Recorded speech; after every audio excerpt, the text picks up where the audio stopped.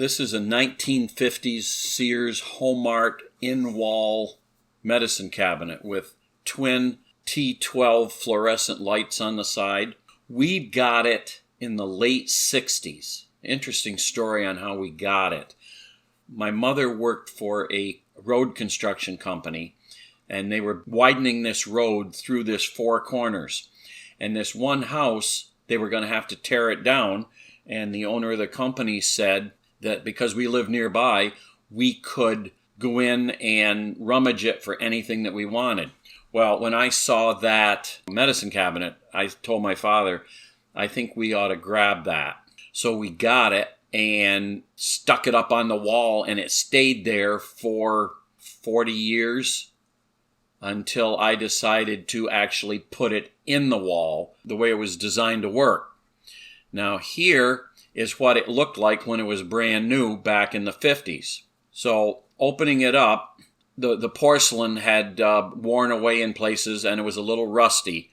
So what I did was I wet sanded it, then I put rusty metal primer, then I went ahead and used the porcelain white enamel spray paint. And that I think took 3 days to dry. That stuff takes forever. And so the inside looked pretty good. Now to make it fit in the wall, we had to redo the wall. So here you can see that I've framed out for the thing to fit. And there's what it looked like after we put the paneling up, because we had to basically redo that one wall to make it fit. And a test fit showed that it was going to work. So got that section of the wall painted, and then onto the hole.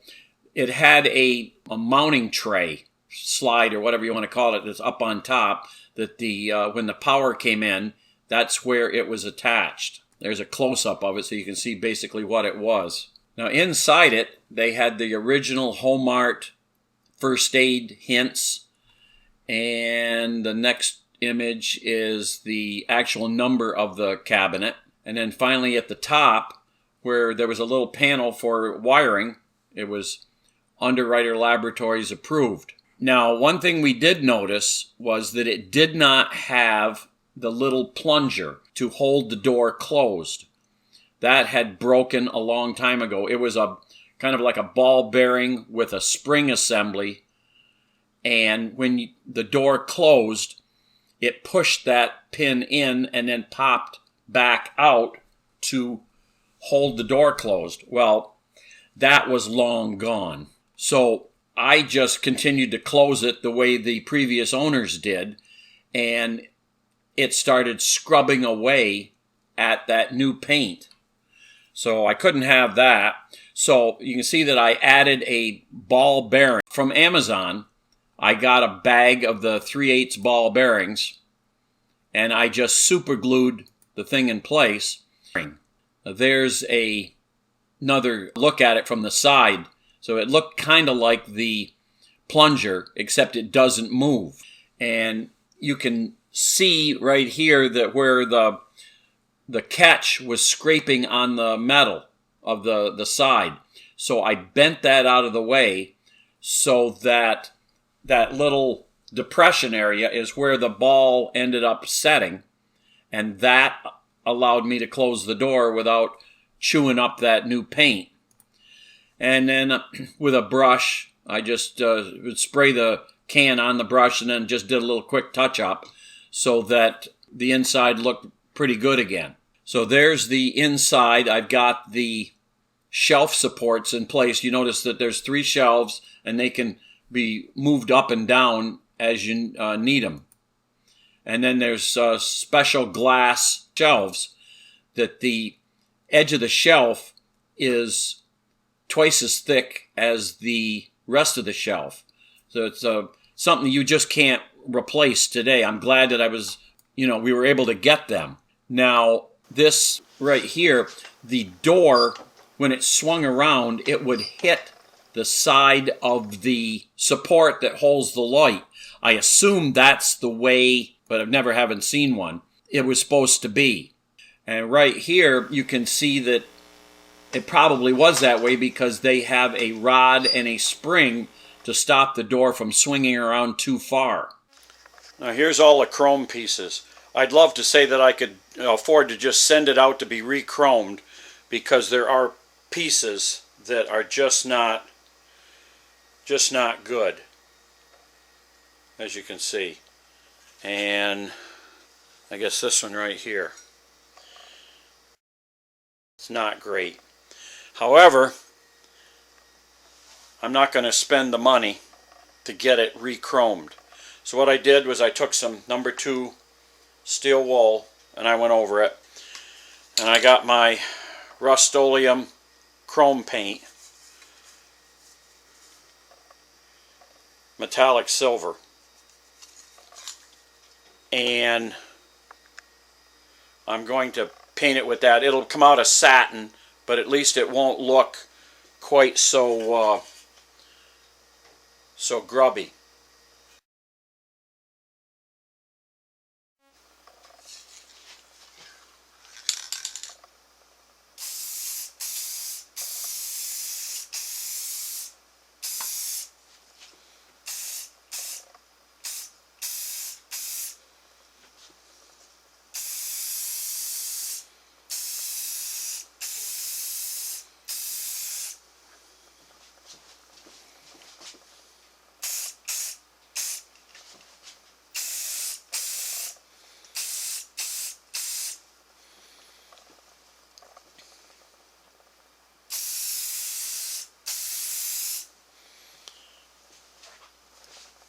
It's not going to be as good as chrome, however,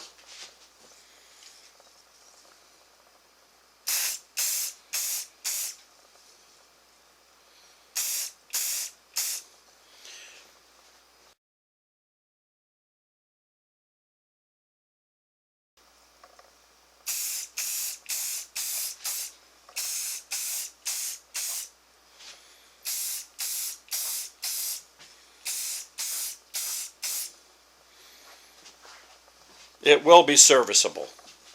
It won't be perfect.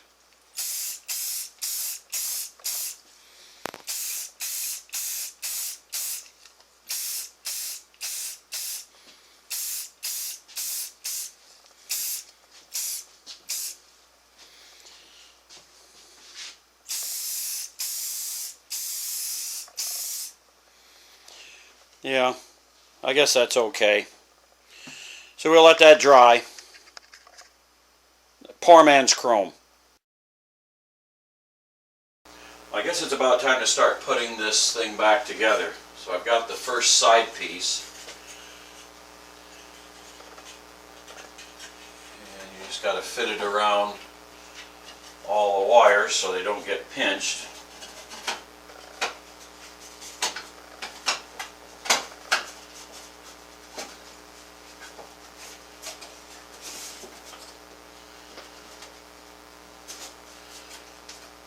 If it was easy, anybody could do it. Alright.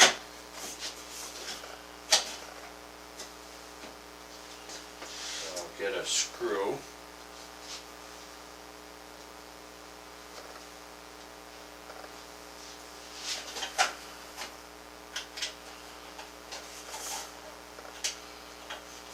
Alright, cut. Okay. Somebody walked off with my screwdriver. Okay,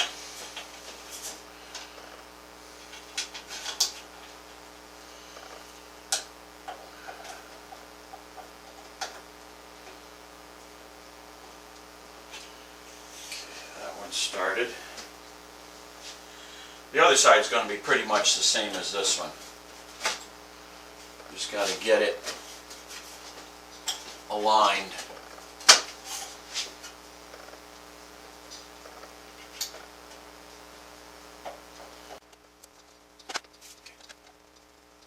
There's the first side. Now what I did with the switch is the old tape wasn't in great shape, so I took it off. It was all hard, and I put new tape on. So I just got to get the bottom and put that on. So I'm just tightening down the switch here.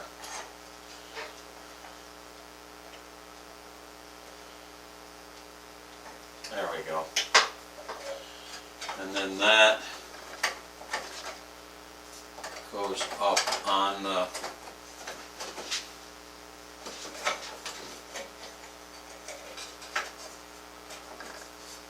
I can find the stud.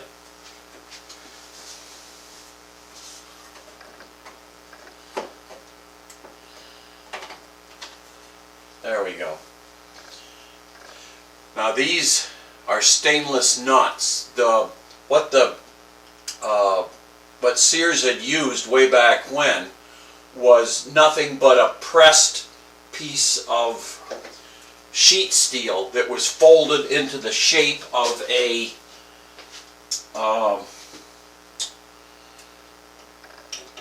nut. It wasn't very strong.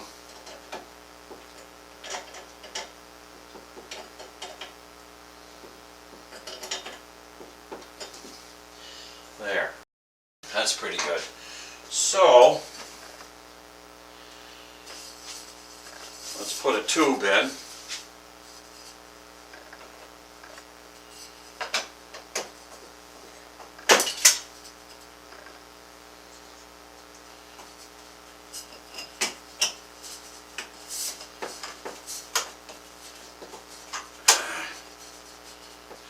And finally, the top piece. If I can get that to hook in. There we go. That one just fell right into place.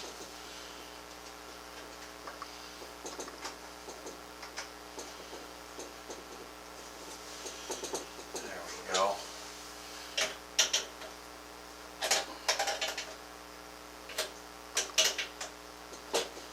There.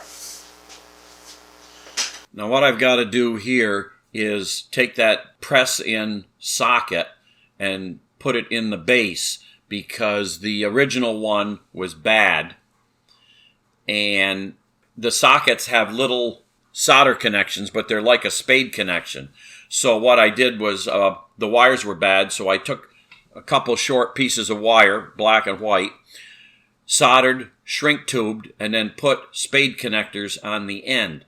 So now all I have to do is plug the spade connectors into those solder connections, and it'll be good enough and it'll run, because I might want to use that socket in the future, and when we got it, it didn't work. So that's a quick fix.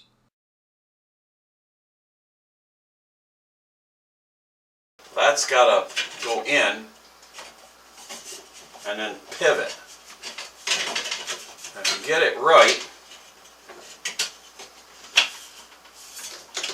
it goes in something like that. And then you got your screws that have got to go in.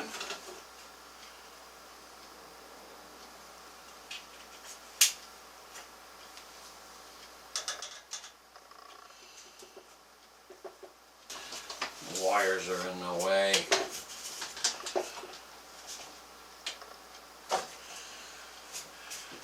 Got the top. The bottom is fighting me.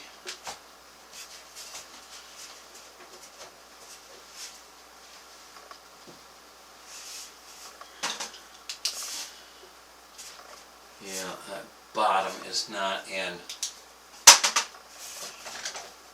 I don't know why. There. You just heard it slide into place.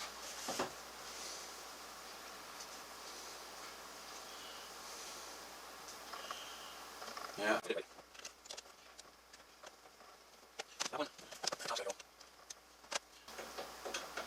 These old things that have been beat for over 50 years. Whoop. Drop the screw. Gotta find it. Crisis averted. Found the screw.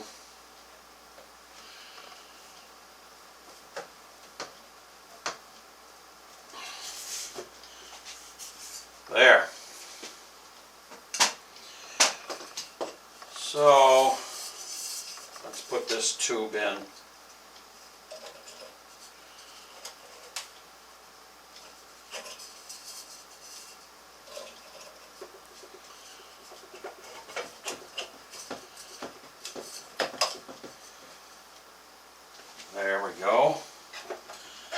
This one's got to go up somehow, get on the outside.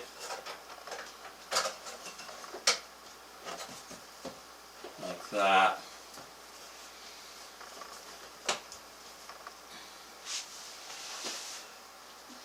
And this top one got to come down on.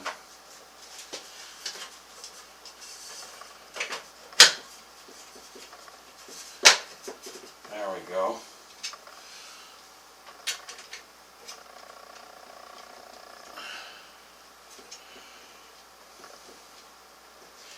And I just got to fight this bottom one. I'll get back with you. I started putting this together, and then I realized I don't really like those warm, what do they call them? Warm white bulbs. They're slightly yellow. So in the inset here, you'll see that I got some cool whites. They don't make daylight, at least in this 18-inch T12.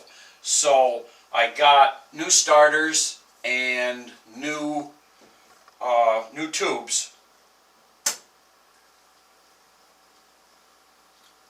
So there you go. It's brighter than it was when it was brand new. So I guess it was a success, even though I got fake chrome, but it's better than the rust. So I guess we'll go with that.